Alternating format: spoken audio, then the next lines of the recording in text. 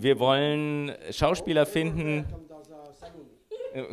wir wollen Schauspieler finden, die wirklich mit uns arbeiten wollen, die nicht blockiert sind durch ihren Professionalismus, durch ihre Professionalität. Unbekannte, die uns nicht zu etwas führen, was schon bekannt oder anerkannt ist, gegen die Affektation, also den Affekt, gegen den Manierismus, der vorherrscht, der arm denken, einfach denken, nackt. So. Alors, c'était un peu le manifeste que vous avez écrit 92 pour repartir. Et j'aimerais bien savoir si ça vaut encore ou si ça vaut pas encore, ou ça a changé pendant les années. Also das ist das Manifest, was Sie geschrieben haben 1992. Und für Repartir, den Film, ist das noch gültig oder gibt es ein anderes? Non. On a 3 chaises pour 4, un micro pour 4.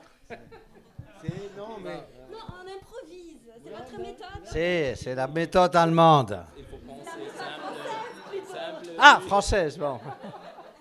Non, allemand aussi. Bon, c'est-à-dire, c'est en 92, donc ce sont nos réflexions à ce moment-là, qui venaient d'un film qu'on avait fait, qui n'était pas un bon film, et que nous n'aimions pas, mais dont nous étions responsables. Diese Überlegungen von 92 natürlich kamen von einem Film, für den wir nicht verantwortlich waren und den wir gemacht haben. Und die sind natürlich Reflexionen aus dieser Zeit. Alors voilà, on voulait repartir à zéro, si je puis dire, entre guillemets. Wir wollten sozusagen von Null anfangen, in Anführungsstrichen. Voilà, alors ce qui reste de ça aujourd'hui, c'est ce que nous pensons, peut-être Jean-Pierre va dire autre chose, mais c'est qu'effectivement, le fait d'être avec les acteurs, travailler avec des amis, le moins de médiation technique entre les acteurs et nous, voilà, ne pas essayer de faire du cinéma, c'est-à-dire de filmer le cinéma, essayer de trouver chaque fois la vérité de ce qu'on cherche. Die Wahrheit einfach zu suchen. Und da geht es, vielleicht ist mein Bruder anderer Meinung, aber es geht vor allen Dingen darum, dass man mit Freunden arbeitet, mit befreundeten Technikern arbeitet, dass die Technik nicht die Überhand gewinnt. Und es geht einfach darum, ein einfaches Kino zu machen, eigentlich auf eine Art bei Null anzufangen. Voilà. Alors, il y a une chose qui a été différente, c'est qu'on a travaillé avec 3 actrices connues. Et que Olivier Gourmet et Jérémy Renier sont aussi devenus des acteurs connus et qu'on a encore travaillé avec eux. Alors ça, c'est un challenge qu'on n'avait pas, on ne pensait pas à ça en 92.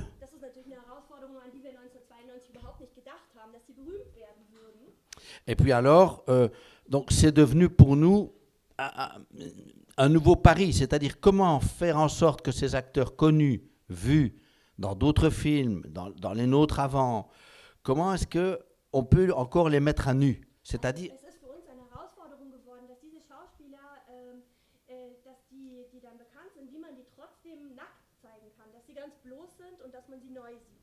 C'est-à-dire leur donner une autre apparence que celle qu'ils ont eue dans les autres films. Sans transformer leur visage, c'est pas ça, hein? C'est eux, c'est leur corps, mais... Voilà. Et je dirais que ça, ce sont à travers les répétitions, les longues répétitions qu'on fait avant le tournage, qu'on essaye de les transformer, de les faire tomber dans le film.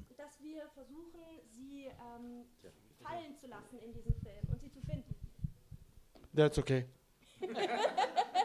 J'arrête? Non, that's okay. Ok. Oui, mais vous avez dit les faire nus. Ça veut dire vous avez une idée comment arriver à, disons, un état optimal de l'acteur, de nudité, dans le sens d'un acteur qui perd un... Oui. Et c'est quelle sorte de simplicité que vous trouvez et que vous cherchez exactement?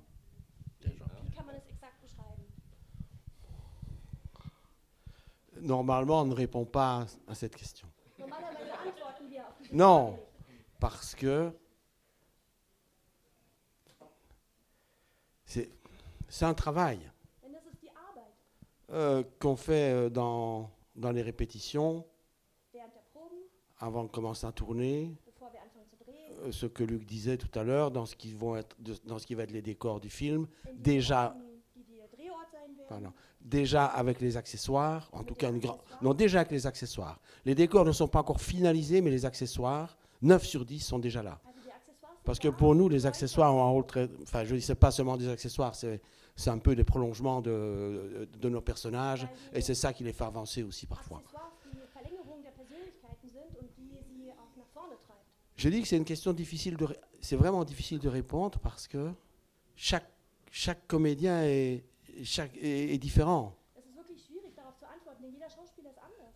Et on n'a pas, si vous voulez, on n'est pas sur un plateau Wir sind nicht auf einem Drehplateau, où, Bühne, qui est tout noir et on sait déjà où va être la lumière. On ne le sait pas. wo es ganz schwarz ist und wo wir sagen, wo das Licht sein wird. On est plutôt, c'est un vieil héritage de Serein, on est plutôt dans la mine. Wir sind eher unten in der Mine, im Boden drin. Das ist Et, das Erbe aus Serein. et avec les comédiens, on sait qu'à un moment donné, il y a une petite lumière qui doit arriver. Und mit den Schauspielern Et- wissen wir, et- irgendwoher et- wird ein kleines Licht kommen. Et on creuse. Und wir graben danach. Avec le scénario, Mit den Drehbuch. et puis à un moment donné, eh ben on se dit, ouais, voilà, Und c'est irgendwann ça. sagen wir, da ist es. Je dis, il n'y a pas de... On ne domine pas le... Même si on veut atteindre aller arriver à ce que les gens soient présents. Vous voyez? C'est ça, être là, quoi. Être là. On ne peut pas dire... Il n'y a pas de méthode. Enfin, nous, on n'en a pas vraiment. On est un peu comme des... je pense qu'on est un peu nous-mêmes comme des rats dans un truc, là, un labyrinthe d'expérimentation. Et puis, on doit aller chercher le fromage. Mais il y a plein d'endroits où il y a de l'électricité, des trucs. Et alors, hop, et on fait marche arrière, on va ailleurs. Non, mais c'est comme ça que nous, on travaille. Ça vaut pour nous. Je ne dis pas que c'est la bonne méthode, mais c'est la nôtre. Voilà. C'est pour ça que... Bon, voilà. En tout cas, vous ne donnez pas des conseils, des consignes aux acteurs, ou quelquefois oui? Parce qu'au début, vous avez dit que vous ne faites pas, mais... Je finis. Je n'ai pas dit qu'on ne faisait rien, qu'on était là tous les trois, assis avec les comédiens. Non, on travaille. On travaille pour... Mais si vous voulez... Ce qu'on fait comme travail avec un comédien, quand on fait le premier jour de répétition, on fait la première scène du film. Luc et moi, on est déjà allés dans le décor. Et on se dit, on va essayer, la caméra va être là, la comédienne va être ici. Si on prend pas ce film-ci, puisque vous ne l'avez pas vu, si on prend le film précédent, pour ceux qui l'ont vu, 2 jours et une nuit, la première journée de répétition avec Marion, c'est la première scène du film, elle est couchée sur le canapé. Et on passe beaucoup de temps à savoir, et c'est pas extraordinaire, c'est assez banal, hein, c'est bon. Et comment elle l'est couchée? Les jambes allongées, pas pliées, elle est tournée la tête dans le coussin, on voit rien du tout, on voit juste sa queue de cheval, ou elle n'a pas sa queue de cheval, elle l'a fait quand elle... C'est comme ça qu'on travaille. On travaille à partir de choses concrètes, vous voyez? Et puis le comédien, s'il y a un peu de texte, le comédien, il sait le texte.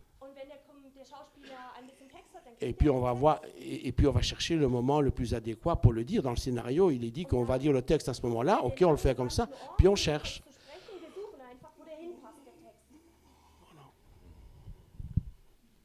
Non, ça va. Mais le texte change quelquefois dans les répétitions, ou plutôt non? Parfois. Et c'est souvent pour enlever, pour élaguer. Souvent pour supprimer, créer. Parce que quand on répète, en fait, on cherche un rythme. On sait bien qu'on ne va pas le trouver. À supposer que l'acteur, il n'y a pas de problème pour sa voix, pour son jeu, bon, tout va bien. Mais nous, on se dit, bon, la caméra, elle est là, puis elle bouge comme ça, l'acteur, il fait l'inverse, et puis après, il s'éloigne. Nous, on le suit, on le laisse sortir du champ, il y a l'autre qui entre dans le champ. Bon, non, et alors, à un moment donné, on dit, tiens, là, ce serait bien qu'il y ait un moment de silence. Donc, au lieu de dire la réplique à ce moment-là, tu vas attendre 5 secondes, tu comptes jusque 5 dans ta tête, et puis on va voir. Et puis, ça ne va pas. Bah, alors, parfois, l'acteur le dit, ou c'est nous, ben, alors, on enlève la réplique. Et on essaye, ça ne va pas, ça va. Voilà. Et le jour du tournage, on répète encore. Et alors, les acteurs qui travaillent avec nous, ils savent bien que ce n'est pas parce qu'on a trouvé quelque chose aux répétitions qu'on va refaire ça.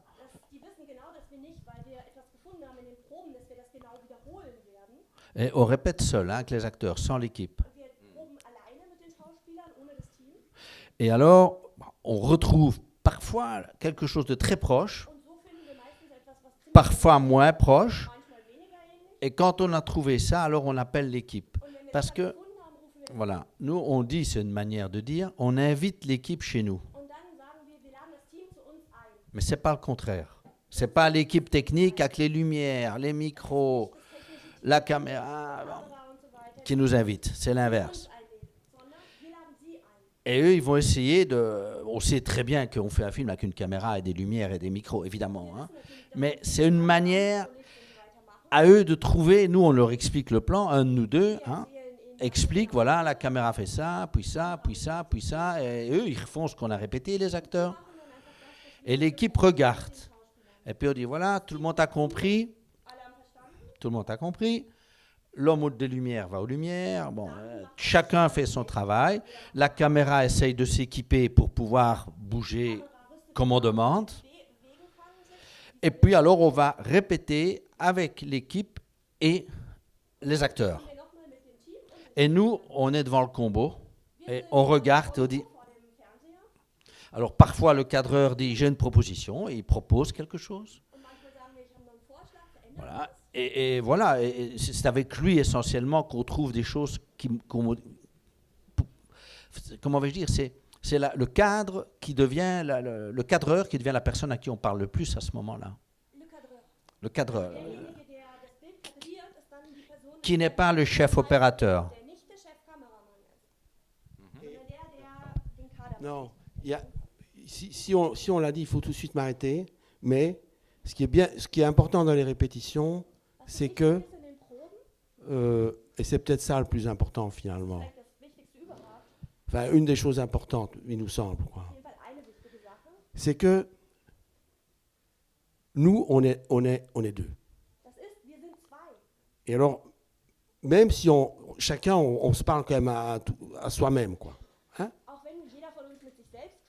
Oui, on se parle aussi à voix haute, tous les deux, devant les comédiens. Et on se dit, Luc me dit, ou je lui dis, c'est pas vraiment ce qu'on a, c'est pas bien, c'est pas ça qu'il faut faire, ça ne va pas, c'est pas bien, on a une mauvaise idée, ou non, je me suis trompé, ça ne va pas. Et au début, les comédiens, ils disent, ouais, attention, ils sont pervers, ces deux-là. On l'est un peu, mais plus que ce qu'ils n'imaginent. Et ils disent ça, mais en fait, ils ne se trompent pas, ils essaient de me déstabiliser. Et quand les comédiens voient que non, c'est pas. C'est parce qu'on essaie des choses différentes, puis on n'est pas content de ce qu'on trouve. Parfois, après, peut-être on sera content de ce qu'on trouvait qui n'était pas bien, mais on parle, si vous voulez, et on filme ce qu'on fait, le monologue que quelqu'un a tout seul dans sa tête, nous, ça devient un dialogue. Et je pense que ça participe au fait que ça permet de créer un climat de confiance.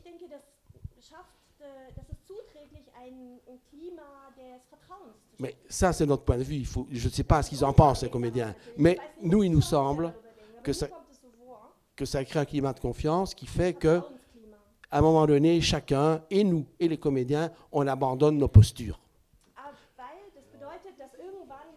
Oui. feste Haltung verlassen. Et on essaye tous d'être vraiment là. C'est ça qu'on cherche. Versuchen wirklich alle da zu sein, präsent. Ça veut dire être là. Oui. C'est pas que vous dites aux acteurs, il faut penser ça, il faut penser ça, rien, mais il faut être là. Never. Oui, je sais. Mais On ne dit jamais à un acteur, mais jamais, jamais, jamais, tu penses à ça, attention, tu as fait ça avant, jamais, jamais. Et lui, il demande parfois, hein, il dit, mais on ne sait pas. Ou bien s'il dit, oui, mais là, quand même, par exemple, Olivier Gourmet, dans Le Fils, que vous avez édité, donc, pour ceux qui ne savent pas, donc, il est en rapport avec le garçon qui a tué son fils il y a 5 ans. Et il apprend son métier de menuisier à ce garçon.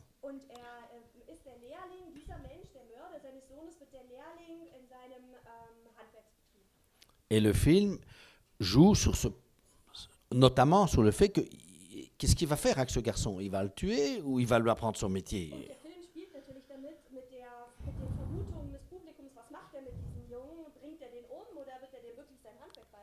Et chaque fois qu'Olivier nous disait, mais et là, j'ai envie de le tuer, là, quand même, c'est pas possible. On disait pourquoi?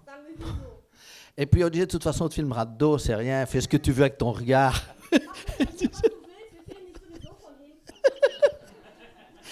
Parfois on disait ça, on disait c'est rien, t'inquiète, on te filmera de dos. Mais, non, mais ça c'était un joke avec lui qu'on avait. Parce qu'au début, après quelques semaines de tournage, le matin, quand on se mettait avec la caméra, il se mettait de dos. Il disait, je commence comme ça, je suppose.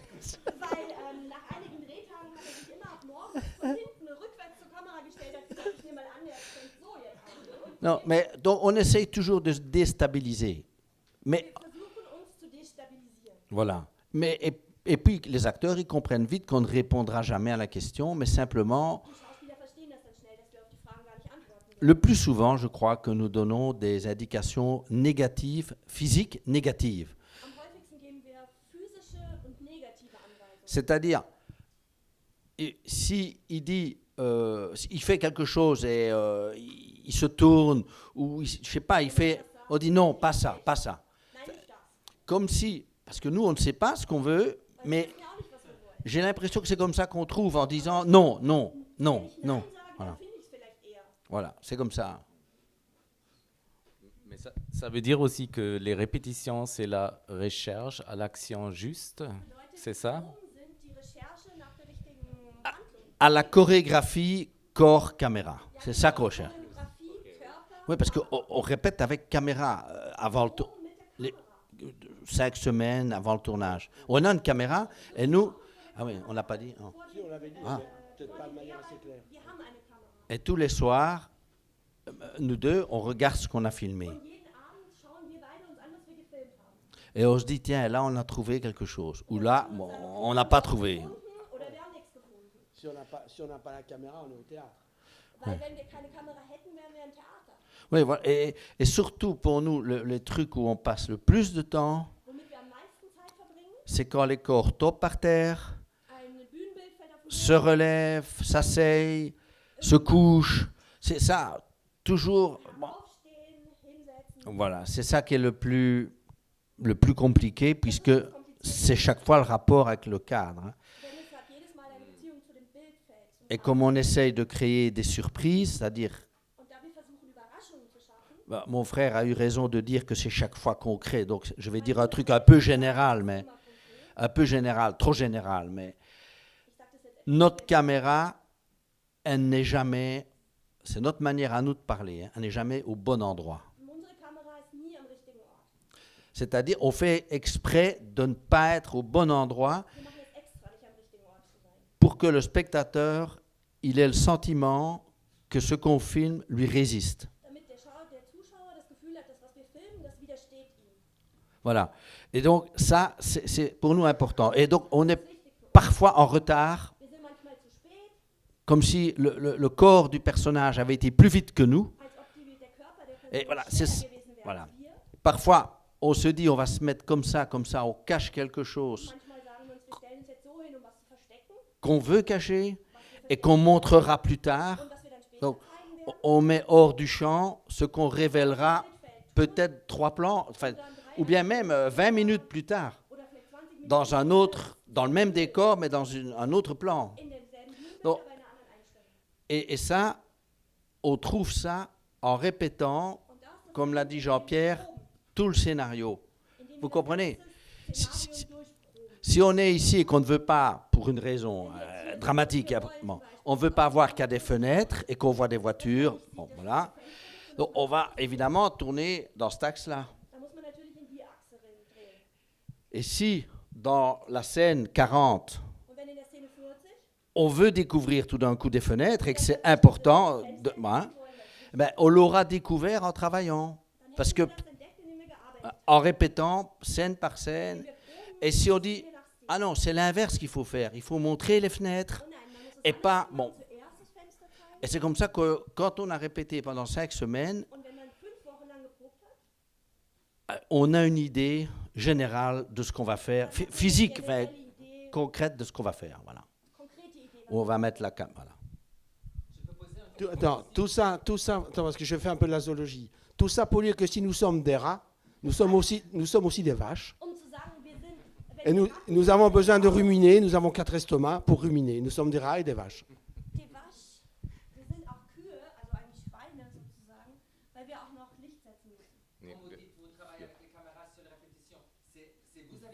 Vidéo. Nous deux. Non, nous deux. Une DV, hein? Une kleine.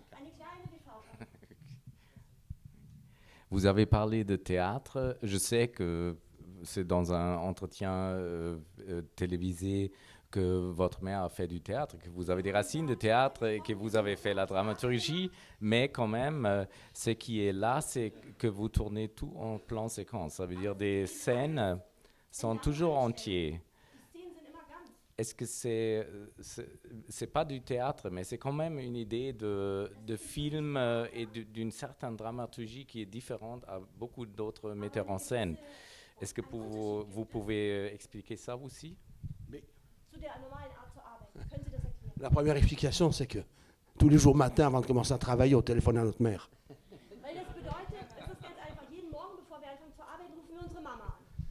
Mais elle ne nous dit pas toujours la même chose à tous les deux, mais bon. Mais c'est vrai que, enfin, je pense, c'est difficile toujours de parler de ça, mais il me semble que oui, ça doit être lié à notre rapport au théâtre. Je crois. Et en même temps, il y a des gens qui ont eu un rapport au théâtre avant de faire du cinéma et qui ne travaillent pas du tout avec des plans séquences. Hein. Mais c'est vrai que la pratique, si je puis dire, la pratique de la mise en scène et d'une caméra qui filme, d'un micro qui enregistre du son, nous l'avons découvert avec Armand Gatti, qui est un écrivain de théâtre, qui a d'ailleurs travaillé ici il y a une trentaine d'années ici à Berlin. Donc c'est avec lui qu'on a découvert ça, avec sa pratique théâtrale. Mais c'est vrai que, mais en même temps, nous ne sommes pas. Il y a d'autres cinéastes qui travaillent aussi par des blocs de temps. Et nous, on laisse il y a les blocs de temps, entre les blocs de temps, il y a des grands trous.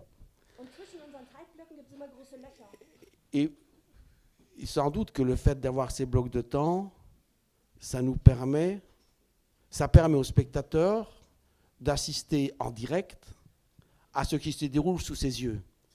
Dans le... Hein?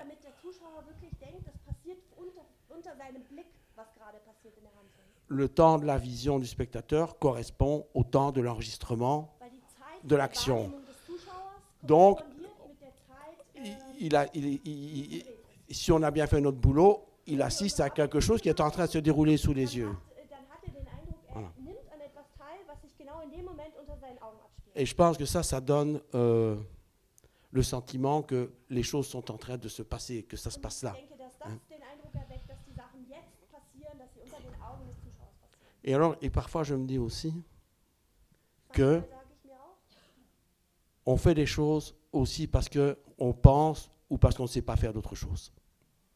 Et j'ai l'impression on fait certaines choses parce qu'on ne sait pas faire d'autres choses. Et j'ai le sentiment qu'en tout cas, jusqu'à présent pour nous, parce qu'avant de commencer à tourner, chaque film, on se le dit, on le pense un peu, on le pense peut-être pas vraiment, mais on le pense un peu. On dit, on va essayer de ne pas faire des plans séquences cette fois-ci.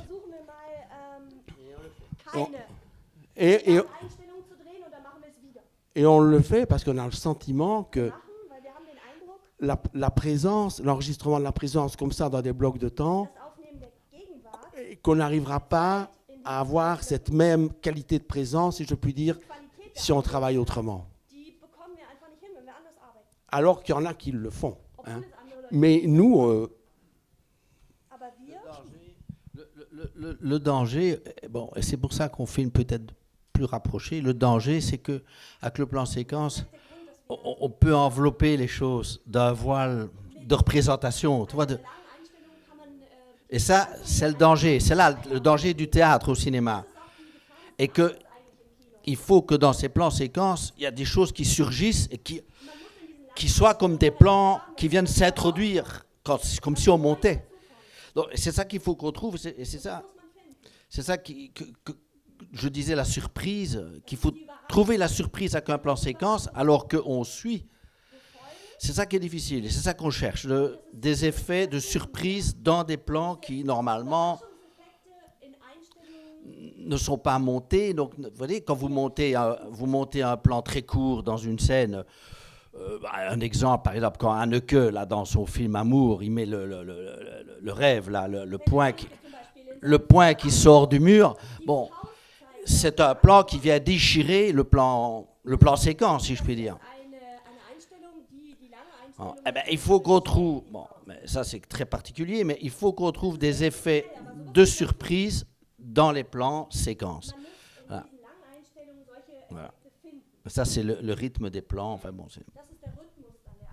mais il y a pas mal des acteurs de vos films qui disent, avec ces répétitions et cette façon de tourner en plan séquence, on oublie complètement ce qu'on fait, dans quel film on est. Et pour vous, c'est vraiment le but. Hein. C'est le but. Et d'ailleurs, on dit à Olivier Gourmet, vous allez rire, mais moi je ne dis pas ça pour rire, on a dit à Olivier, tu es le comédien de 5 heures de l'après-midi. Parce qu'on a tellement tourné la journée en plan séquence. Il ne sait plus où il est. Et il est merveilleux. Automatique. Ben, voilà. Parce que quand un comédien dit oui, là j'ai bien senti, c'est toujours dangereux. Ou quand on a aussi une méthode pour les costumes, quand on répète avant le tournage, donc, hein, les semaines avant, on cherche aussi les costumes des acteurs. Tous les soirs, l'acteur principal et les autres. Et qu'est-ce que je voulais dire avec ça ? Ah oui, et alors, quand un acteur, bon, on essaye des choses différentes. Et quand un acteur nous dit, ou une actrice, là je crois que ça c'est bien. On dit toujours non. Mais parfois 2 semaines après, on dira, on reviendra. Mais pas quand il le dit. Pour ne pas qu'il s'enferme dans ce truc qu'il trouve bien pour lui. Donc, c'est pour son bien, en quelque sorte, qu'on lui dit non. Comme Luc parle des costumes, je pense que ça, on a oublié de dire, c'est que dès le premier jour de répétition, les comédiens ont des esquisses de ce qui sera leurs habits. On ne sait pas encore ce que ce sera, mais il y a déjà une petite idée qui se balade et puis on va changer tout. Mais jamais ils ne viennent travailler chez nous avec les habits de la vie de tous les jours, quoi. Jamais. C'est pour ça que je pense qu'il y a quand même, pour toujours continuer à creuser cette première question, qui est un peu ce qui alimente notre travail, c'est qu'il y a, contrairement à ce qu'on dit parfois, l'habitude c'est bien. Il y a une espèce d'habitude de voisinage avec les personnages qui se créent jour après jour, un peu comme au théâtre. Hein? Mais, un peu comme au théâtre. Mais on approche le personnage avec un habit, puis non, ça ne va pas, on s'en éloigne, parce que l'habit, je ne sais pas, je reparle de l'histoire de Marion, de 2 jours et 1 nuit. On a essayé différents t-shirts, c'est pas très compliqué. Son costume, si on veut, ses habits, c'est pas, si on veut, ouais, c'est un peu, c'est des habits de tous les jours, c'est un t-shirt, un truc, ok. Mais non seulement il y a différentes couleurs, mais il y a différents cols. Et comme ça, elle et nous, c'est pas seulement nous, elle aussi, elle se dit, tiens, là, on a fait des essais, on a fait cette scène-là avec tel t-shirt qui était un peu échancré comme ça, puis finalement, le lendemain, on ne travaille plus avec ça, et ça vous... Il n'y a rien à faire. Ça vous bouscule, ça nous bouscule dans la tête, et elle aussi, ça la bouscule dans la tête. Voilà. Donc c'est pour ça que c'est un travail en fait très... Allez, c'est dans la matière, très concret, quoi. Il faut avoir quand même quelques intuitions comme ça, et puis après, il faut les prouver. Hein. Vous avez déjà parlé des répétitions du travail concret, mais pour commencer vos films, c'est ma question. J'ai vu que La fille inconnue, c'est déjà 2009, je crois que le titre était là, au dos de nos images. Ça vient... oui. Et ça veut dire... C'est un long temps d'incubation, si on peut dire, pour le film et pour le personnage. Et j'aimerais bien savoir comment ça se développe avec une idée comme ça, comment ça se passe, ça s'est passé avec La fille inconnue, comment ça s'est développé dans les années.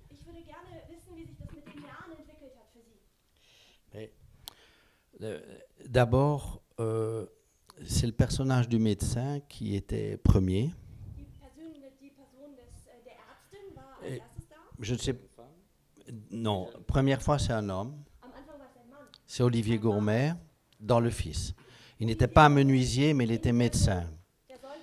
Dans une des premières versions du scénario, il déménageait son cabinet médical pour aller dans le quartier où l'assassin habitait, le jeune assassin.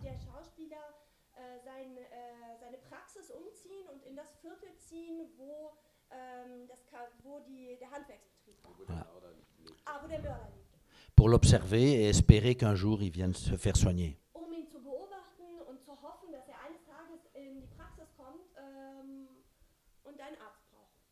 Et puis après, c'était une femme.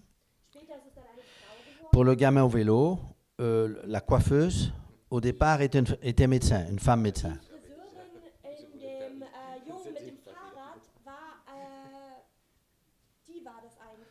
Et puis on s'est dit, bon, une femme médecin, le médecin, il est là pour soigner les gens, pour éloigner la mort, soulager la souffrance. Donc c'est ce qu'elle va faire avec le gamin en le prenant chez elle.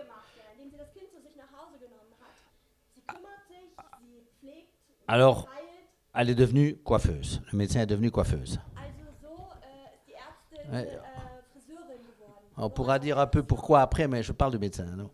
Alors, après, le médecin, il avait plutôt 35-40 ans.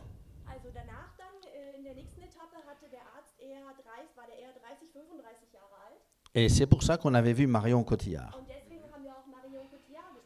Alors, on a essayé d'écrire le scénario et au Calais, pour dire en 2 mots, les gens, on n'arrivait pas à les faire parler devant le médecin de 35-40 ans.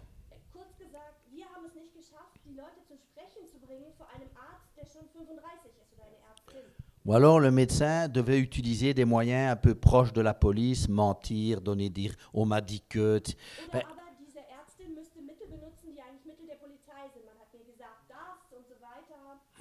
Tandis que quand on rencontre Adèle, à Paris, dans une soirée de la SACD, où elle avait un prix, nous aussi, on s'est rencontrés là-bas, dans une soirée de la Société des auteurs, à Paris.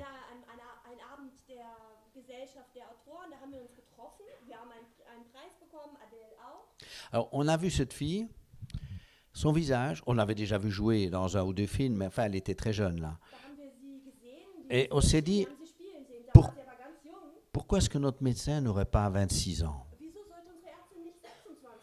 Et avec son visage naïf, un peu innocent, un peu d'idiot, si je puis dire, hein, dans le sens qu'elle n'a pas de plan caché. Elle n'a Quand elle dit « je cherche le nom de la jeune fille, aidez-moi, si vous savez quelque chose », c'est vraiment ça qu'elle cherche. Elle ne veut pas accuser, parce que je ne vais pas parler du film, mais elle ne veut pas accuser les gens en disant « toi, tu as fait ça avec la fille inconnue, toi, tu as fait ça, toi ». Et on s'est dit que sa présence, à elle, à cause de sa jeunesse aussi, allait permettre aux gens de parler. Et voilà. Et c'est comme ça qu'on a écrit le scénario et qu'on y est arrivé. Voilà. Et qu'on a fait le film après. Vous dites souvent qu'avant d'écrire le scénario, vous faites une structure. Qu'est-ce que ça veut dire exactement? Est-ce que c'est une phrase par scène? Qu'est-ce que c'est?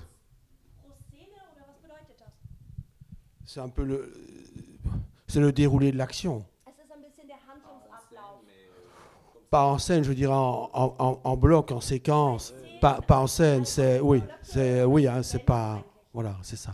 Oui, avec un début et une fin. Même si la fin change parfois, on a besoin d'avoir une fin. Enfin, je veux dire, change dans sa mise en forme. Voilà. Ouais. Mais ça veut dire la fille inconnue, au début, c'était le caractère principal. Au début, c'était le caractère principal, alors la personne de... Non? Non, le caractère principal, c'était le médecin.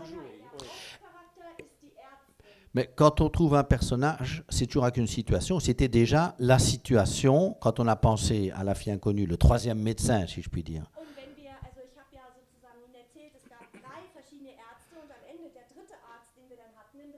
La situation, c'est elle n'ouvre pas sa porte à une réfugiée qu'on retrouve morte le lendemain.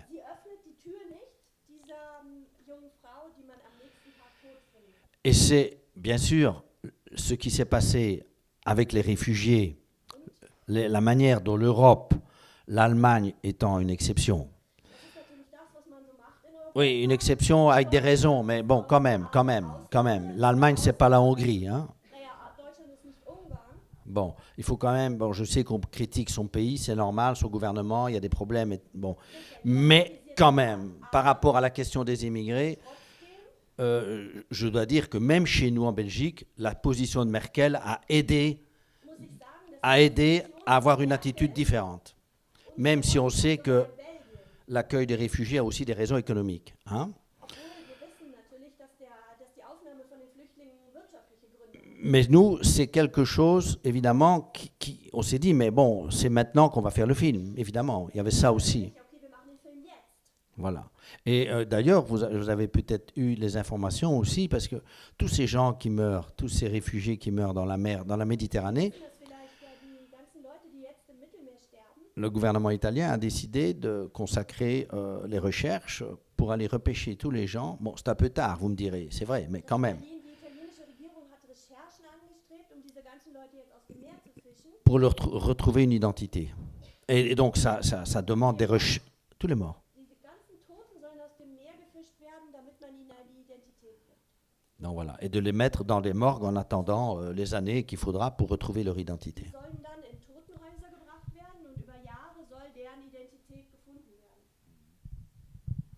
Mais ça veut dire, cette idée des portes fermées, c'était un peu une traduction de la situation réelle des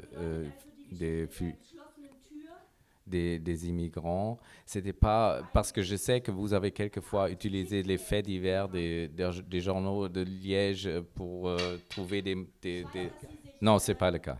Okay. Nein, das stimmt gar nicht. Sie bedienen sich nicht der Notizen in den Zeitungen, Oui. Themen zu finden.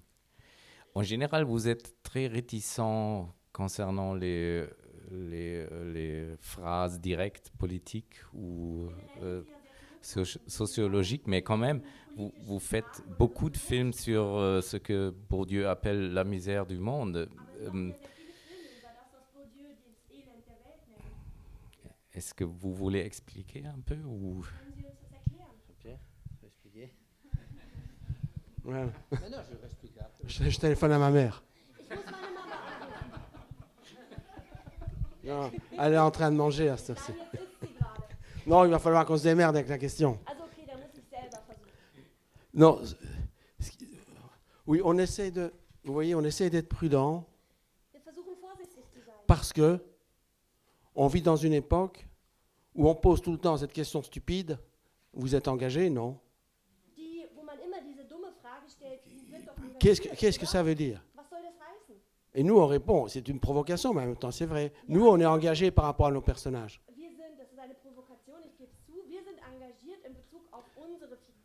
Ça veut dire que, enfin, on espère que c'est le cas, qu'on n'utilise pas nos personnages pour faire une démonstration. On ne s'en sert pas pour faire une démonstration. Ça ne veut pas dire que ça ne raconte rien, mais ça veut dire que ce qui nous intéresse, c'est eux. Et s'il y a quelque chose qui s'échange avec le spectateur, c'est à partir d'eux. C'est pas à partir d'un point de vue de cinéaste qui dirait oh, attends, on fait un truc là, mais c'est plus important, on a quelque chose à dire qui est beaucoup plus important, et on va se servir de cette femme, de ces gars, pour dire ce qu'on a à dire. Bon, nous on fait pas, enfin, je pense pas qu'on fasse ça. C'est pour ça. Parce que je pense que la rencontre d'un spectateur, puisqu'on parle de cinéma ici, la rencontre d'un spectateur avec un film, c'est une expérience vivante et qui ne se résume pas dans des formules politiques, quelle que soit leur générosité. Je pense. Et c'est une manière de... Ça raconte beaucoup de choses, pas très positives pour moi, par rapport aux gens qui font ça.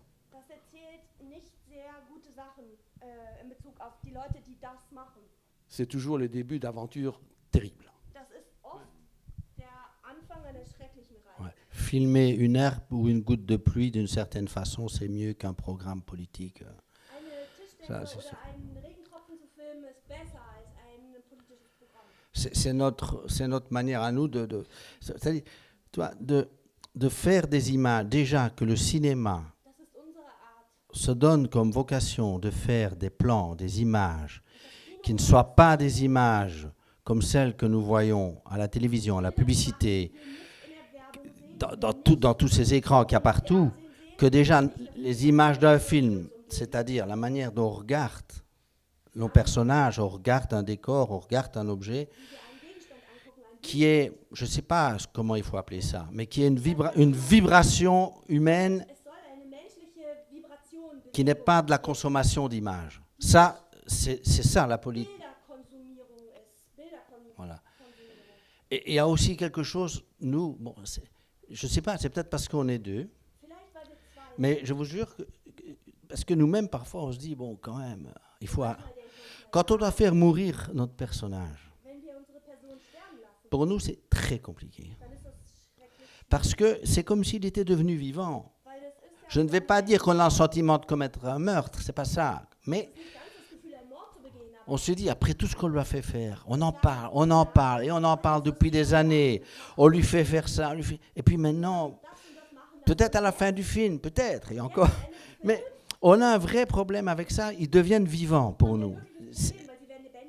Et peut-être que c'est parce qu'il est tout le temps extériorisé dans nos discussions. Oui. Avant d'écrire. Je ne sais pas pourquoi, mais c'est comme ça.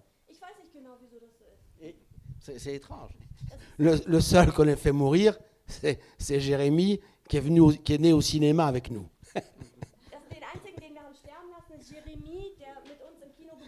Et, et Amidou. Amidou est mort. Amidou.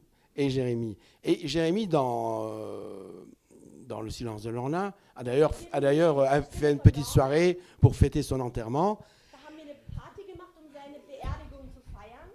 Et on ne l'a pas vraiment fait mourir puisque on l'a fait revivre. On l'a fait revivre dans le ventre de Lorna. Même elle s'invente Jérémy. Jérémy finalement n'est jamais mort. Et Amidou non plus. Et Amidou aussi, il a un enfant. Oui, voilà, c'est la même chose. Et en plus, la mort, c'est dans l'off. Ça veut dire c'est un peu aussi une réticence de montrer la mort, n'est-ce pas? Dans le off, c'est pas... Ouais. J'ai compris dans l'œuf. J'ai compris dans l'œuf. The egg.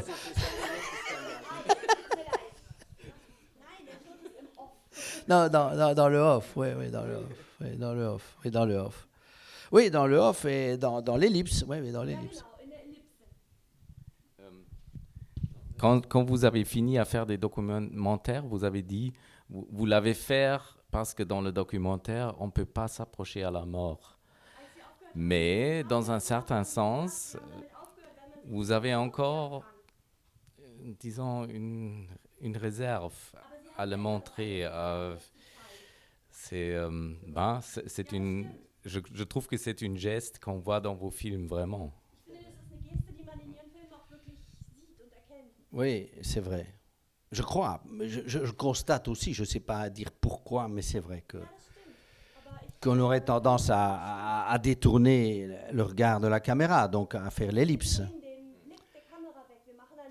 Mais l'ellipse dans Le silence de Lorna, donc on ne montre pas le meurtre, l'assassinat du junkie, de Jérémy, de Claudie, il s'appelle Claudie dans le film, parce qu'on voulait revenir vers son corps avec Lorna, avec les vêtements et tout. On voulait refaire son corps, le refaire exister à travers elle. Bon, et c'est pour ça qu'on a pensé à l'enfant. Aussi, c'est une ellipse. On ne le voit pas, l'enfant, dans le ventre, dans l'utérus. On ne le voit pas. Il n'existe pas, d'ailleurs. Il est imaginaire, mais il est dans le noir, si je puis dire, dans l'ellipse, dans le hors-champ. Et je crois qu'il y a eu le fait d'avoir caché le meurtre et l'enfant qui arrive caché. Je crois qu'il y a un lien, mais bon. Et il nous semblait aussi, mais bon, à un moment donné, il faut s'expliquer un peu les choses nous-mêmes. Et pourquoi on fait ça, pourquoi on ne fait pas ça. Bon, et à un moment donné, il faut se dire, tiens, pourquoi on ne filme pas, pourquoi la dernière image de la dernière scène de Jérémy, c'est lui qui s'éloigne sur son vélo, et puis clac, on passe à autre chose. Et on s'est dit, justement, en parlant des habits, et si le fait de ne pas avoir vu, mais peut-être c'est pas vrai, j'en sais rien, et si le fait de ne pas avoir vu qu'on le tuait, de ne pas avoir vu son corps sans vie, est-ce que ça ne va pas aider à ce que ce garçon reste un peu comme un fantôme dans la tête du spectateur, que c'est un fantôme qui continue à habiter le film, si je puis dire, et un peu aider Lorna à penser à s'inventer et à y croire vraiment qu'elle est enceinte. Bon, c'est des raisons, mais c'est peut-être pas des bonnes raisons, mais voilà une des raisons qu'on s'est données. Mais c'est peut-être tout simplement parce qu'on a des problèmes avec filmer ça. Ouais.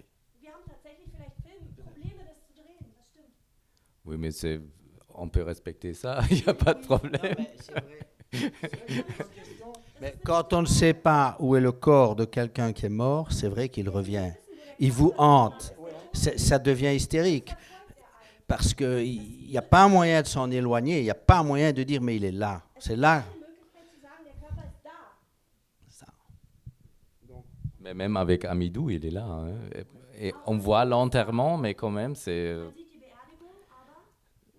encore un être dans le film. Hein.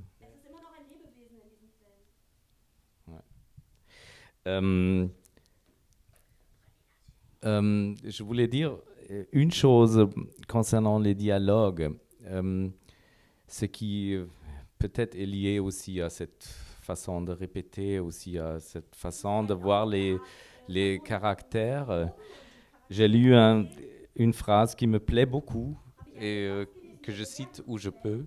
C'est ne pas faire dire aux personnages ce qu'ils ne peuvent pas dire. Ils ne peuvent sortir de leur situation pour la dire avec des mots. Ils sont dedans.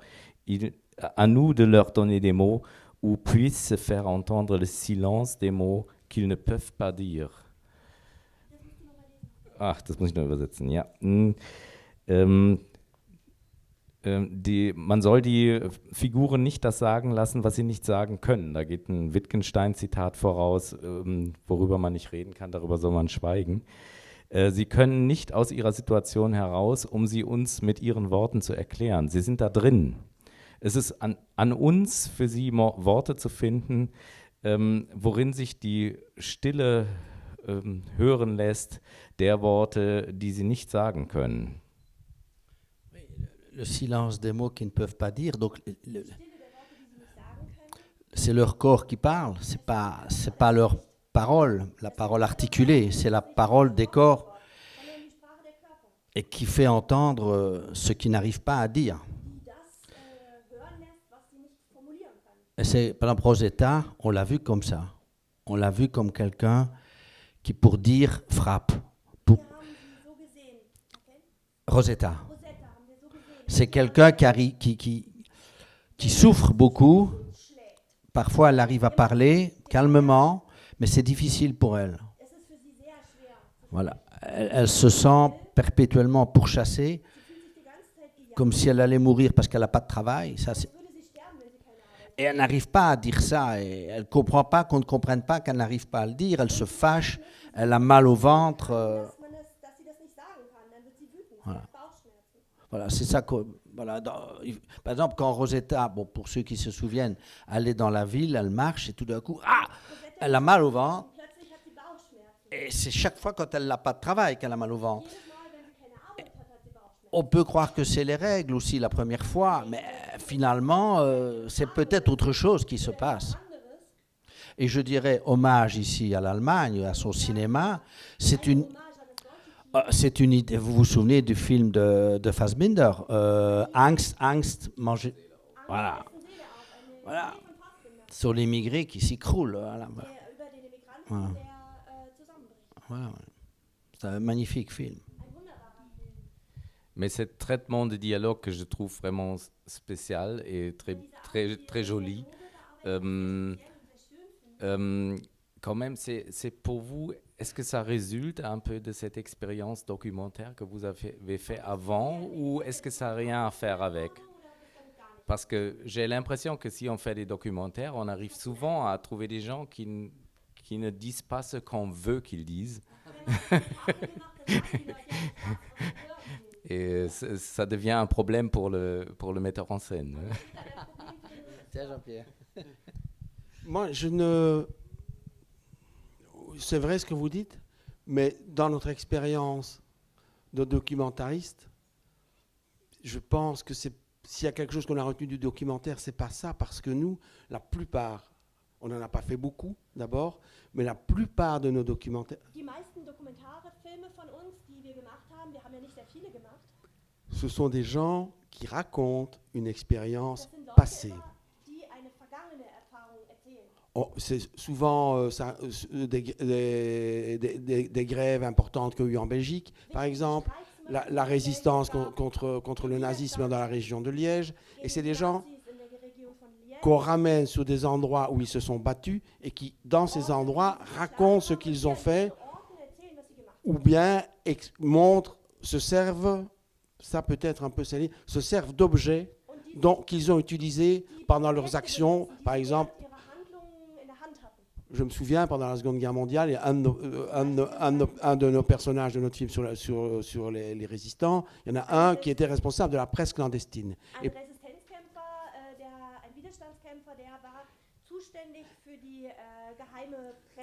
Et Et il avait gardé, après les avoir cachés, il avait conservé, il les a retrouvés après la guerre, des éléments de son travail de responsable de presse clandestine. Et donc, on s'est servi de ça, il se servait de ça pour expliquer. Donc, on n'a pas vraiment fait de documentaire avec des gens qui parlaient au présent, qui parlaient de leur situation présente. Donc,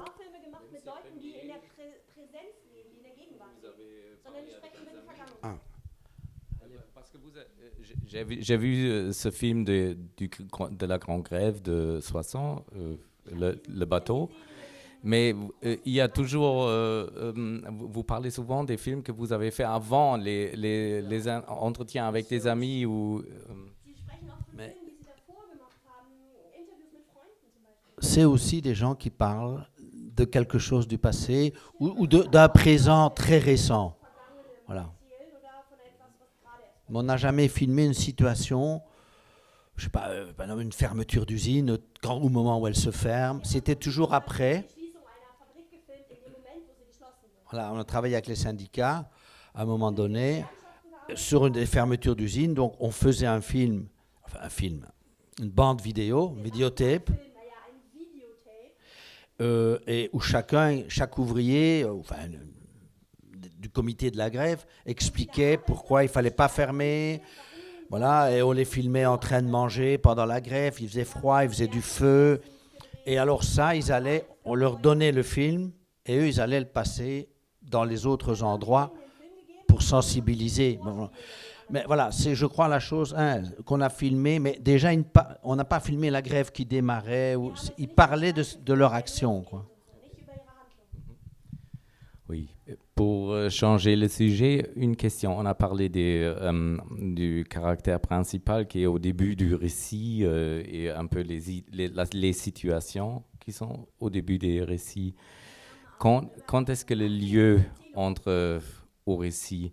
Parce que naturellement, si je me rappelle bien, tous vos films jouent dans la même région, même dans la même ville.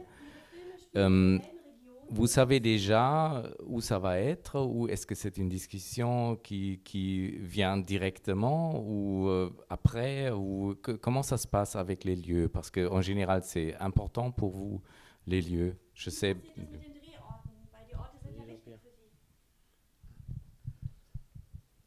Par exemple, pour le film La fille inconnue,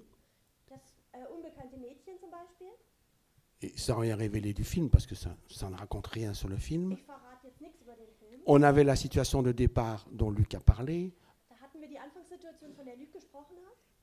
et aussi, on savait déjà où on allait essayer de trouver une maison pour installer le cabinet médical.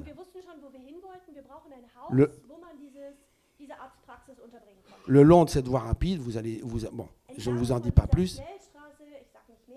Et on savait aussi où la fille inconnue allait être trouvée. Avant déjà d'avoir développé le scénario. Et je dirais que par exemple, le gamin au vélo, c'était un peu la même chose. Je m'en suis souvenu en parlant maintenant, c'est un petit peu la même chose. Il y avait la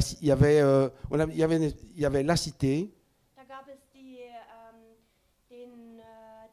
la cité ouvrière, la cité d'habitation, là, voilà. La route, et de l'autre côté de la route, le bois. Et la station-service. Et quand on s'est mis à travailler, la station-service était fermée, c'était devenu Noisserette. À la voir. Et on a demandé au gars que ça redevienne une station-service. Donc quand même, on dit qu'on travaille dans les lieux, mais parfois on les change un peu.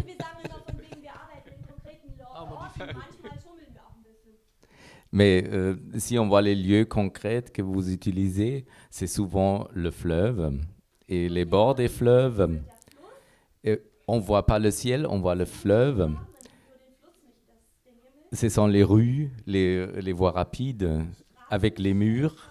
On ne voit pas le ciel, mais on voit le mur. Ça veut dire qu'il y a un travail sur les lieux aussi que vous je ne sais pas, vous généralisez un peu les lieux par la façon que vous les filmez. Est-ce que c'est juste ou non? C'est aussi des couleurs, c'est aussi des couleurs. Du gris, du rouge. C'est aussi des couleurs. Mais et c'est vrai que le décor, pour nous, les décors sont très graphiques. Là où on tombe. Et c'est dangereux de faire un plan large parce que le décor, enfin, maintenant ils sont beaucoup, mais même les ruines, c'est très graphique aussi, les ruines. Et donc le corps humain par rapport au décor graphique, il disparaît ou il a l'air, comment vais-je dire, emprunté, enfin il a l'air d'être vraiment secondaire. Ce qui pourrait être une idée de mise en scène. Mais nous, c'est un peu le contraire. On essaye de nous rapprocher, de perdre le décor et d'être avec le corps des acteurs. Et quand on nous dit, oui, mais bon, par exemple, je me souviens, il y a quelqu'un au Vietnam qui avait dit, oui, vos films, c'est pas bien pour la Belgique parce que vous montrez pas la Belgique, parce que mais bon, les cinéastes vietnamiens, bon, sauf quelques-uns, mais beaucoup, c'est des cinéastes du régime. Donc, eux, ils pensent qu'il faut montrer le pays. Donc, bon. Ouais. Pas tous, hein, pas tous. Hein, il y en a. Hein, bon. Bon, et je me dis, mais oui, cette question-là de ce cinéaste du régime, je me dis, oui, finalement, je vois ce qu'il veut dire, mais précisément, je veux dire, c'est pas qu'on ne veut pas montrer les paysages, hein, mais c'est qu'on veut montrer les corps de nos personnages et de leur lutte, de leur chaleur ou de leur effondrement. Mais c'est ça qui nous intéresse, c'est les visages et les corps. Voilà. Et comment ils sont enfermés et comment on va raconter un film qui les libère. Voilà. Et qui les libère pas à cause de Dieu qui est dans le ciel ou à cause de la loi de la religion, mais à cause de leur rapport à eux, de leur relation à eux. Et comment est-ce que quelqu'un peut serrer la main de quelqu'un d'autre? Voilà, c'est ça la question. Serrer la main, je veux dire aider quelqu'un d'autre. Sans...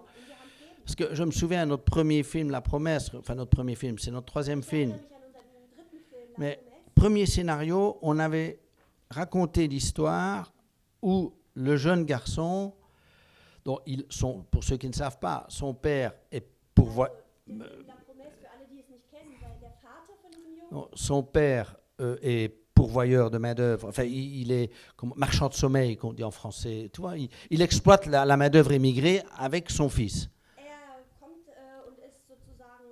La main-d'œuvre clandestine. Voilà. Et son père, quand il voit arriver un étranger, il se dit, bon, comment on va lui prendre le maximum d'argent qu'il a bon.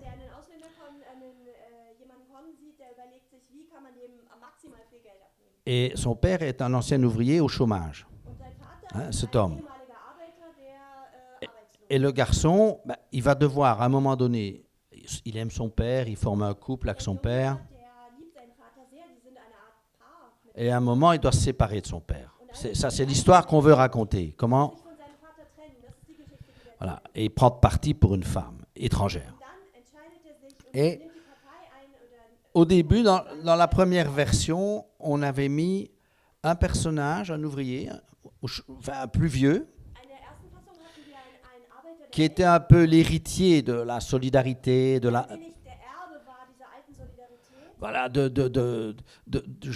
la solidarité ouvrière et aussi de la religion, parce que la religion enseigne aussi la solidarité. Elle enseigne d'autres choses terribles, mais aussi la solidarité. Et on dit, si on prend, alors, on l'a éliminé le personnage, parce qu'on se dit, si on prend un personnage qui sait et qui va dire au garçon, ton père c'est un salaud, faut que tu le quittes. Je résume. Voilà. On s'est dit, non, aujourd'hui, il doit trouver ça par lui-même. C'est très difficile. très difficile. Jetzt muss das selbst finden. Il doit sentir que cette femme étrangère, Muss fühlen, dass diese fremde Frau, contrairement à ce que son père n'a pas arrêté de lui dire, im Gegensatz zu dem allem, was sein Vater ihm immer wieder sagt, contrairement à ce que lui a fait aussi pendant la moitié du film, c'est-à-dire leur prendre l'argent, les bons. die Hälfte des Films gemacht Mais hat, cette femme, c'est un être humain. dass diese Frau ein menschliches Tu dois la respecter, lui dire la vérité. respektieren, du musst dir die Wahrheit Bon, comment arriver ça quand personne ne vous le dit? C'est un peu ça le pari du film. Personne n'est là pour vous le dire. Parce qu'il ne va même pas à l'école. Il n'y a même pas un professeur, il n'y a pas de mère. Il est tout seul avec ses copains. Donc voilà, c'était ça le pari qu'on s'est donné après la première mouture du scénario. On s'est dit, oui, mais ça c'est un peu facile. Das war das, was wir dann versucht haben. Das war die zweite Fassung nach der Ouais. ersten, wo wir dachten, das ist zu einfach. On peut dire que nos personnages n'ont pas de tradition, quoi. Also man muss sagen, unsere Figuren haben keine Tradition. Pour revenir au lieu, j'ai encore une question. Seringue, c'est tout, c'est toujours Seringue. Est-ce que vous pourriez tourner ailleurs ou ne voulez-vous pas Vous pouvez expliquer? Können Sie uns das erklären? C'est comme le plan séquence. Das ist so wie mit den langen Einstellungen. On ne décide pas vraiment, ça se décide. Das entscheidet sich von Ça se allein. décide. Et c'est bizarre, mais chaque fois qu'il y a un personnage, une situation qui vient, il vient là, quoi. Es ist seltsam, jedes Mal, wenn eine Figur oder eine Situation kommt, dann ist es dort. Alors qu'il y a des films qui partent de faits divers, Es gibt Filme, die von comme Le gamin au vélo, c'est une histoire qu'on nous a racontée au Japon. Das ist eine Geschichte, die man uns Et in nous, Japan erzählt quand hat. on a repris l'affaire autrement, Und wir, als wir die Geschichte dann anders comme dans le aufgenommen film, haben, on l'a vu là, quoi. On ne s'est dann pas haben wir dit es da gesehen. où va-t-il être. Wir on haben l'a- uns nicht gefragt, wo Comme wird si er sein. c'était, c'est comme ça, comme si c'était une évidence pour nous. Das ist für uns einfach klar, als wäre das klar für uns. Et alors, bon, évidemment, comme on nous pose toujours la même question, Und tatsächlich, da man mais uns ça immer ne veut, dieselbe ça ne veut pas Frage dire que ce n'est stellt, pas une question intéressante, c'est pas ça que je dis, mais das soll c'est une nicht question heißen, dass die Frage et nicht auch interessant ist. justifiée, puisqu'on dit pourquoi, c'est vrai, pourquoi c'est ce côté obstiné, quoi, un peu obsessionnel. Festhalten. Alors, bon, on essaie d'avoir aussi des éléments de réponse et de ne pas toujours Da versuchen wir einige Elemente von Antwort éviter la zu finden, question. um die Frage nicht immer aus dem Weg zu gehen. Non, et on ne téléphone pas tout le temps à notre mère pour qu'elle réponde à notre Wir place. sind wieder die ganze Zeit mit unserer Mama und sagen, was sollen wir jetzt machen? Donc, on a trouvé cette réponse, qui est un peu aussi liée à notre mère d'une certaine manière, Das ist schon ein bisschen wie, als hätten wir die Mama sans qu'elle ne nous l'ait soufflé, hein. Mais ohne dass sie uns gesagt hat. on est deux. Et c'est comme si cette ville devenait notre troisième partenaire. Und diese Stadt ist unser dritter Partner. Et cette ville, c'est là, c'est le lieu de notre enfance, de notre Das adolescence. ist da, der Ort unserer Kindheit, unserer Jugend. C'est quelque chose de commun, qui nous est commun. Das ist etwas, was uns gemein ist. Il n'y a pas que ça qui nous est commun, mais ça, c'est un endroit qui nous est commun. C'est un endroit Das ist ein Ort, der uns gemein ist. hanté par nos souvenirs, Der von unseren Erinnerungen natürlich nos premières expériences de jeunes adolescents, la découverte un peu de la vie. Tout ça, c'est là. Nos peurs, nos fascinations, les eine premières. Faszination. Cette ville, pour nous, elle raconte ça. Et il y a une brutalité, une rugosité, je dis plutôt que une rugosité dans ces murs, Es gibt da etwas Dans- Raues in diesen Mauern. dans ces espaces qui n'en sont, Raues. dans ces espaces qui ne sont pas, Diese Räume, dans lesquels nos personnages ne peuvent pas se blottir. in diesen Räumen können unsere Figuren sich nicht so aneinander kuscheln. Ou s'ils blottissent, Oder wenn sie sich aneinander Euh, kuscheln, il y a un écart très fort parce que ce pas des endroits qui sont conçus pour qu'on s'y blottisse. Abstand. Das Voilà. sind, weil die sind wirklich nicht dafür gemacht, dass man sich aneinander kuschelt. Si on voit des jours et une nuit, j'avais l'impression il y a aussi quelques aspects que Wenn man 2 Tage und eine Nacht sieht, ähm, den Eindruck, dass es Aspekte c'est pas seulement les ruines que vous montrez là, c'est aussi c'est la vie, c'est la vie ouvrière qui a trouvé autre moyen de s'exprimer. Et ça serait ma question. Je suis d'Aix-la-Chapelle et ça fait beaucoup de temps que j'ai pas été à Liège, mais comment c'est la situation actuellement à Seraing? C'est encore... Je n'ai pas voulu. je me suis peut-être mal fait comprendre. Je dis que justement, nous, filmer des ruines, ça ne nous intéresse pas. Hein. 2 jours une nuit, c'est le film où on a voulu justement un peu plus filmer l'architecture.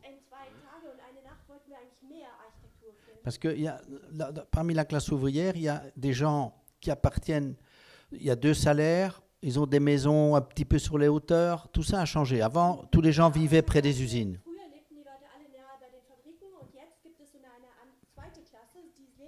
Jusque dans les années 60. Et puis, un peu comme partout, après, avec la société de consommation qui arrive, les gens, voilà, ils ont une voiture, ils peuvent habiter plus loin. Bon. Voilà. Et donc, on a essayé de filmer ça dans 2 jours une nuit, de montrer justement la dispersion des gens. Voilà. Voilà, ça oui. Mais c'est vrai aussi que, il faut bien regarder. Il y a des endroits de la ville qu'on filme dans la majorité de nos films et qui bougent, qui ont changé.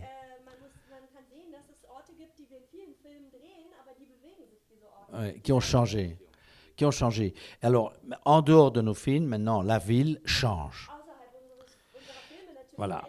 Et les autorités de la ville essaient d'obtenir des subventions pour essayer de la rendre plus attractive. Parce que, et ça, ce n'est pas une métaphore, mais vraiment, le bas de la ville était abandonné. Vraiment. Il restait 2 magasins. 2 magasins. Même l'école où nous étions, on était 800. Et là, ils sont encore 350. Et c'est devenu une école vraiment... Avant, c'était une école générale. Maintenant, c'est une école professionnelle. Mais vraiment, avec des vraies difficultés. Hein. La population des enfants qui sont là, c'est beaucoup de problèmes d'absentéisme, de drogue. Et c'est vraiment devenu un quartier, c'est pas loin du cabinet médical. Donc il y a des quartiers qui souffrent encore très fort. Et puis ils essayent de modifier, de faire revivre le bas de la ville. Mais c'est difficile, mais ils y arriveront. Mais pour ça, il faut des pôles, des centres d'intérêt, économie. Il faut des investissements. Enfin c'est pas mon métier, mais...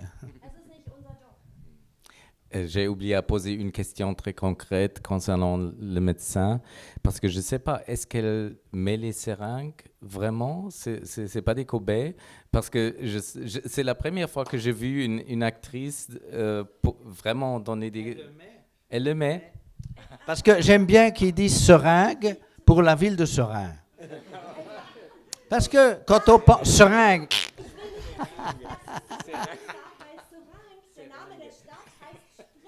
Mais il y a un G à Seringue, c'est vrai.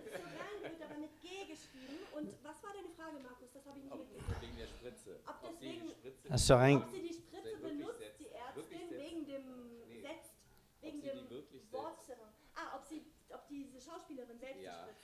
Alors, dans la scène où elle fait la piqûre, il y a deux piqûres, mais aucune n'est vraie. Mais notre système, je ne devrais pas le dire aux spectateurs, mais notre système, c'est que l'aiguille rentre dans la seringue. Mais c'est compliqué parce que celui qui observe bien, mais là, on n'a pas pris on avait une prise qui était très bien pour tout, mais on voyait l'aiguille qui rentrait. Et alors, elle s'est dit, ça, c'est pas bon. Voilà. Et pour donner le sentiment que vraiment le truc qu'elle s'enfonce vraiment, il faut que le cadre, il faut à un moment donné quitter la seringue. Mais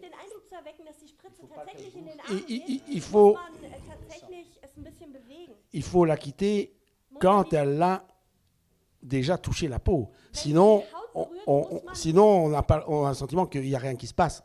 Donc, en ayant un peu indiqué, et alors hop, le hors-champ fonctionne formidable. Parce que c'est comme ça que ça marche. Hein.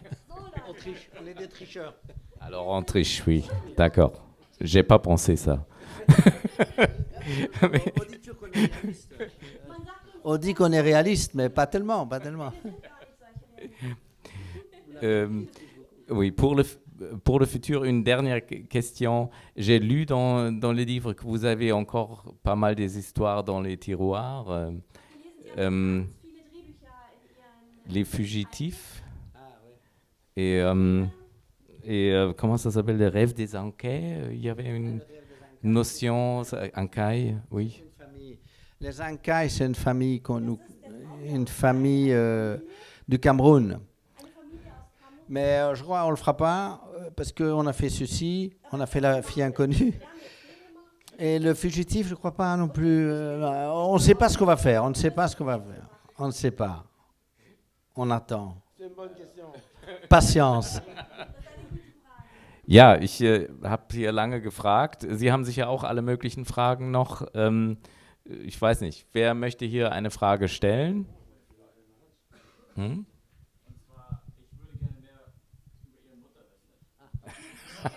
Il aimerait bien savoir quelque chose de la mère.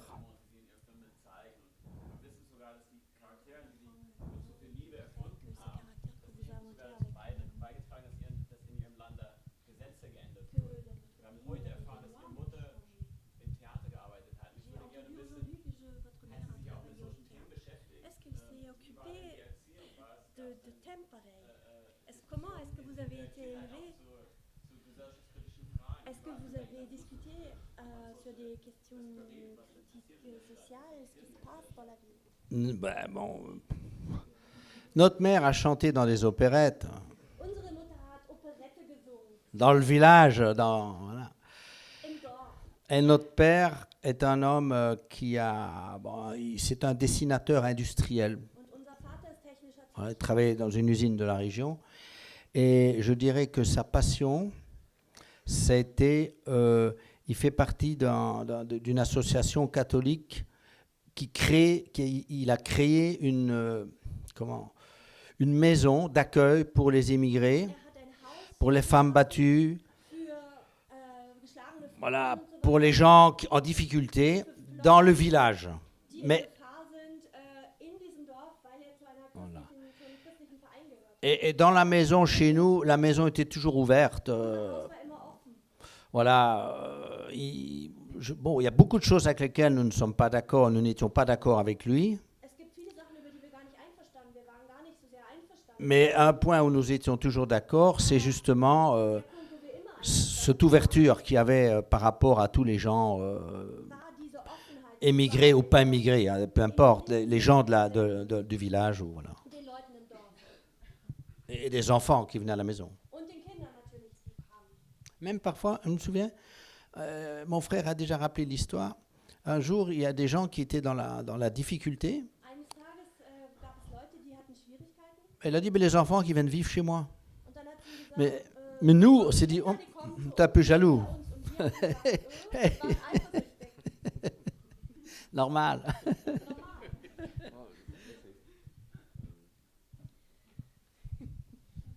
Gibt es Fragen aus dem Publikum?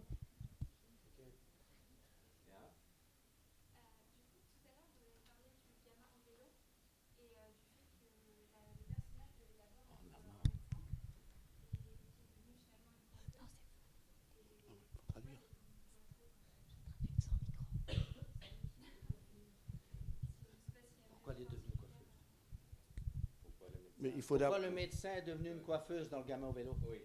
Warum der Arzt Friseurin geworden ist in dem Jungen mit dem Fahrrad? Alors, je ne sais pas si je me souviens encore bien, moi. Pourquoi elle n'était pas un médecin? Pourquoi on a choisi qu'elle ne soit pas un médecin? Luc l'a dit. Hein? Warum haben wir uns ausgesucht, dass sie Ärztin ist, dass sie nicht Ärztin ist? Dass sie es nicht mehr ist, genau. Avant qu'elle ne soit coiffeuse, elle a tenu à un moment donné une librairie. Bevor sie Friseurin war, hat sie einen Moment lang Pas une librairie avec des quotidiens, des revues, des bonbons, vous savez, des cigarettes, enfin des cartes de téléphone et des choses comme ça. Et, parce qu'on s'est dit qu'il fallait... Et alors elle est devenue coiffeuse parce qu'il fallait si elle avait été dans son magasin ou dans son salon de coiffure, c'est quelqu'un qui était en contact avec l'extérieur. Denn sie musste im Kontakt mit dem Äußeren sein, also egal in welchem Raum eigentlich. Donc, il y a des choses qui sont en off dans le film et tout, et qu'on peut admettre parce que cette fille est en contact avec des extérieurs, ça c'est des choses. Et il y a aussi un autre truc, je me rappelle plus bien, mais il y avait l'eau qui sert dans les scènes. Mais l'eau, c'est parce que, je ne sais plus si il y avait d'abord l'idée de l'eau et qu'elle est devenue coiffeuse pour ça, ou bien c'est parce qu'elle est devenue coiffeuse qu'il y a eu l'eau. Ça, je me souviens. Et on avait besoin aussi, et je ne sais plus bien pourquoi, mais peut-être Luc, oui, oui, mais le couteau, il y en a.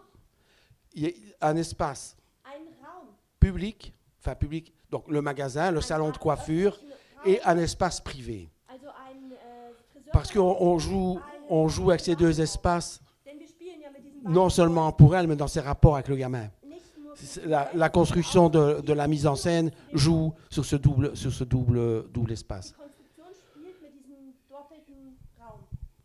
Et en résumé, je dirais que c'est parce que c'est quelqu'un, je me souviens de nos discussions, il fallait que ce soit quelqu'un qui a un rapport avec l'extérieur.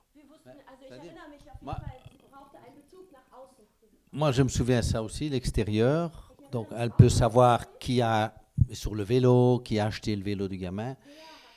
Et le fait qu'il y ait de l'eau et qu'on fasse la scène où il parle dans l'eau, là, dans le bac pour laver les cheveux, là.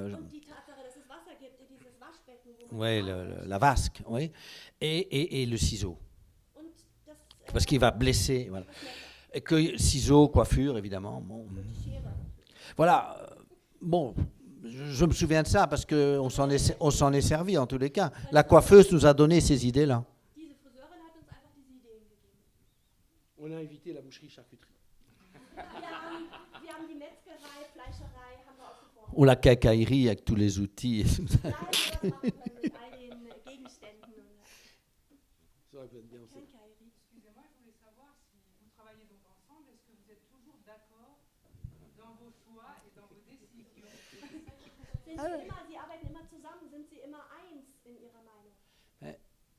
Oui. Mais, quand on dit ça à une femme, elle nous dit « je ne vous crois pas ». Quand on dit ça à un homme, il dit « moi, avec mon frère, c'est pas possible ». Et oui. Je sais, on a beau dire, nous, oui, évidemment, on n'est pas toujours d'accord, heureusement, mais fondamentalement, on est d'accord. C'est-à-dire que si on était d'accord comme ça tout de suite, on ne trouverait rien. Donc, s'il dit, ce serait quand même mieux, je ne vais pas dire non, on ne le fait pas. Et la même chose. Donc, on essaye des choses. Et au montage, quand on se retrouve devant ce qu'on a fait, ce qui nous semble le mieux à ce moment-là avec la monteuse, on le choisit. Le tout, quand on est frère ou bien quand on est deux, mais je ne connais pas des cinéastes qui travaillent vraiment à deux. Si, il y en a eu quand même, qui n'étaient pas frères. Oui, les frères, oui. Mais il y a Pressburger, ouais, il y en a deux. Bon, Powell, ils ont travaillé ensemble et puis ils se sont séparés. Non, mais ça, c'est des vrais frères, si je puis dire. Ils ont la même mère. Le père, on ne sait pas, mais la même mère. Non, comme nous, quoi. Mais je dis, si on n'est pas frère, je ne sais pas si c'est possible. Mais nous, à un moment donné, même si on n'a pas la même idée, on fait le même film. Et c'est ça. Et on le sent de la même façon, et voilà. Donc c'est ça qui fait que on reste ouvert l'un à l'autre. On n'est pas là en train de dire pourvu que ce soit moi qui ai la bonne idée, lui la mauvaise, puis moi j'ai eu une mauvaise, il me l'a dit, bon, etc. Et nous voilà partis. Donc il faut essayer de dire, bon, à un moment donné. Non, mais c'est vrai que parfois, on tient à des choses comme tout être humain. Vous dites, là, je crois que c'est bien. Non, je lui propose un truc pour le scénario, et il me dit bof. Je dis, pourquoi il dit bof? Je suis un peu énervé. Ben oui, comme tout être humain. Je dis bon. Et puis je me dis, ouais, finalement, il a raison. Et puis, ou bien lui me rappelle, il dit, tiens, j'ai une autre idée. Bon, et ça, c'est sûr qu'on passe par des moments aussi où le fait de ne pas être d'accord peut vous dire, bon, merde, qu'est-ce qu'on va faire? Vous êtes angoissé, et vous êtes triste de ne pas avoir trouvé la bonne chose. Bon. Mais chez nous, il y a vraiment un mouvement, une dynamique qui fait que, voilà, il y a une émulation. Si vous voulez, oui, en tous les cas, un miroir un peu déformant pour pouvoir ne pas se voir. Non, mais pour un peu relancer la chose, il ne faut pas qu'on se voit exactement le même.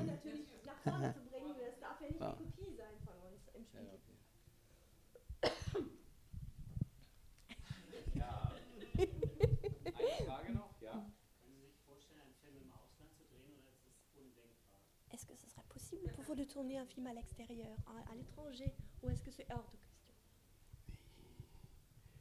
Il faut essayer d'être honnête dans notre réponse.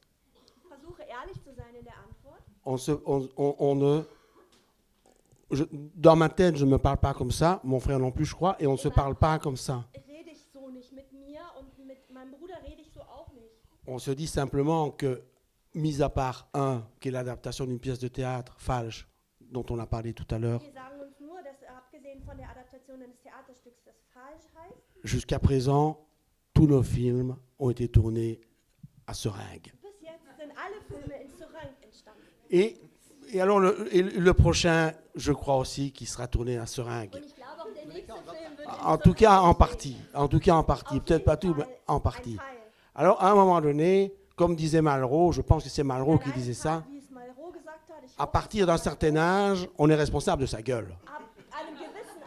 Donc, on ne peut pas dire qu'on tourne à Seringue, mais qu'en fait, on rêve de tourner ailleurs et qu'on pourrait tourner ailleurs. Je ne peux pas répondre. L'histoire semble dire qu'on tourne à Seringue. Oui. Et que la question, on ne peut pas y répondre parce qu'on ne s'est pas posé la question de savoir si on tourne à Seringue ou ailleurs.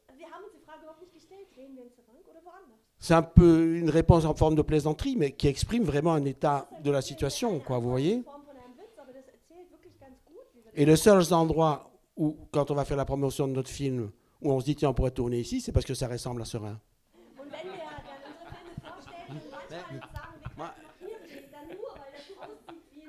Je me demande si oui, c'est vrai, parce qu'avec le temps, je crois que c'est devenu un peu des motifs, un peu comme dans la musique ou dans la poésie, il y a des rimes, dans la poésie en vers, et dans la musique, il y a des motifs, c'est la même chose, ça, oui. Vous ne pouvez pas vous inventer, mais en même temps, il y a quelque chose qui continue, le passé, qui se répète quand même. Et nous, on pense quelque chose, une histoire, on la voit à Seringue. On avait lu Mystic River. Clint Eastwood a fait le film. Nous, on aimait beaucoup le roman. Et on avait dit, à Seringue, on peut le tourner. Bon. Oui, ça, c'est plus compliqué. C'est pour ça qu'on ne l'a pas fait. Il parle des Hauts d'Hurlevent, de Bronte, d'Emily Bronte. Ouais. Mais, voilà, c'est... Bon, je crois que les choses vous choisissent quand même. Il faut le reconnaître à un certain âge. On croit que non, mais à notre âge, là, on commence à penser quand même qu'on est maître de très peu de choses.